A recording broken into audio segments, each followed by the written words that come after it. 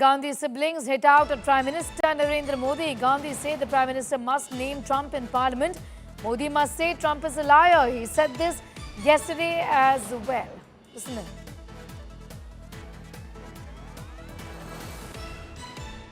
So it's obvious. I mean, Prime Minister has not said that Trump is lying. It's obvious what has happened. सबको मालूम है. बोल नहीं पा रहे.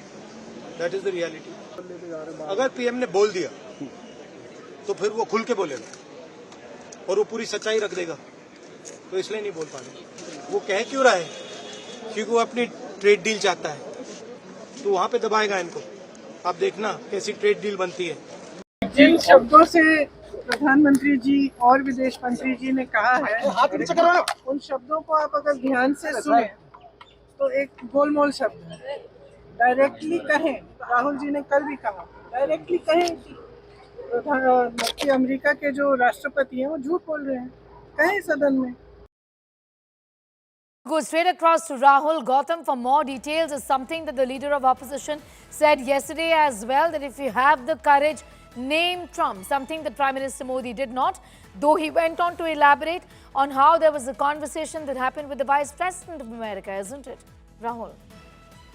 Well, Sneha, this can, aptly be described as increasing heat, because yesterday also we heard how Rahul Gandhi, in fact, dared Prime Minister to just utter once Donald Trump or mention him, while speaking in the Parliament. And now when it didn't happen, although Prime Minister elaborated how he got a call from J.D. Vance, and at that point of time, he made it very clear that India is not going to back down if Pakistan is going to attempt some mischief. But there you have Rahul Gandhi again demanding, Prime Minister to speak at least on the issue, all the claims that are being repeatedly made by Donald Trump. Now, remember, Donald Trump, for the 30th time, he has said that he was the one who brokered peace between India and Pakistan, that too on the premise of trade. Now, obviously, the entire Congress party opposition bloc, they have clearly realized that Prime Minister or BJP, as they believe, are on back foot, and they would not mention Donald Trump as it might affect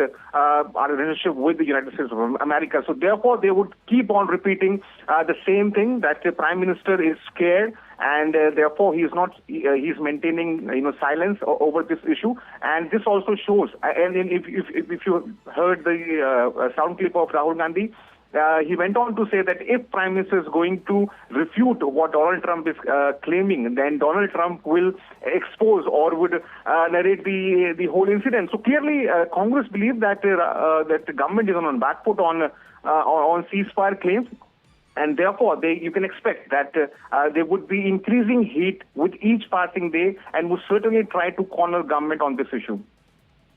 We'll leave it at that for the moment. Rahul Gautam will continue to be with us. We'll just give our viewers a sense of what is playing out in Parliament.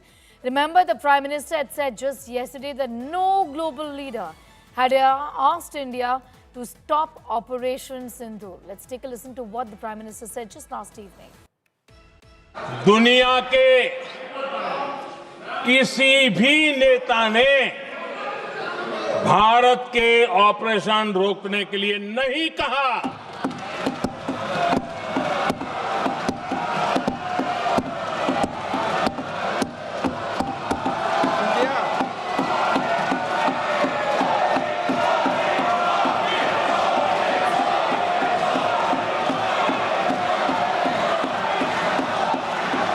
उसी दौरान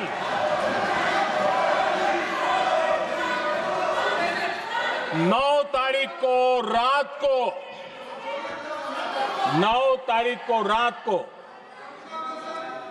America के उपराष्ट्रपति जी ने मुझसे बात करने का प्रयास किया. वो घंटे भर कोशिश कर रहे थे, लेकिन मेरी सेना के साथ मीटिंग चल रही थी, तो मैंने उनका फोन उठा नहीं पाया. बाद में मैंने उनको कॉल बैक किया. मैंने कहा कि आपका फोन था, 3-4 बार आपका फोन आ गया, क्या है? तो अमेरिका के उपराष्ट्रपति जी ने मुझे फोन पे बताया कि पाकिस्तान बहुत बड़ा हमला करने वाला है ये उन्होंने मुझे बताया। मेरा जो जवाब था, जिनको समझ नहीं आता है उनको तो नहीं आएगा।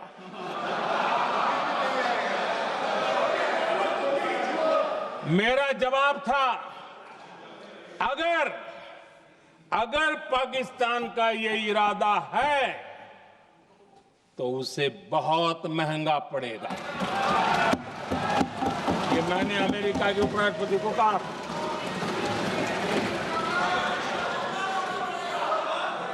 अगर पाकिस्तान हमला करेगा तो हम बड़ा हमला कर करके जवाब देंगे। ये मेरा जवाब था। और आगे मेरा एक वाक्य था, मैंने कहा था हम गोली का जवाब गोले से देंगे। ये 9 तारीख रात की बात है और 9 रात में और 10 सुबह हमने पाकिस्तान को सैन्य शक्ति को तहस नहस कर दिया था। और यही हमारा जवाब था, यही हमारा जज्बा था। और आज पाकिस्तान भी भली भांति जान गया है कि भारत का हर जवाब पहले से ज्यादा तगड़ा होता है।